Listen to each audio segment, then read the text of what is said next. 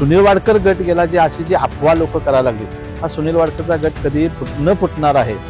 महायुतीमध्ये एकमेव मी सुनील वाडकर असेल की माझा गट कधीही फुटणार नाही आणि त्याची कुठल्याही पद्धतीची अफवेवरती कुणी विश्वास न ठेवता माझा हा प्रचार युतीबरोबरच राहणार आणि युतीचं काम ह्या उमेदवारापेक्षा मी 2 पाय पुढे काम करत चाललेलो आहे. मी भाजपचा एक सच्चा कार्यकर्ता म्हणून काम करत आहे. कमळ चिन्ह घेऊनच मी घराघरात फिरलो होतो, कारण मी पक्षाच्या किंवा चिन्हाची मला एक अपेक्षा होती की मला चिन्ह कमळच असणार माझं.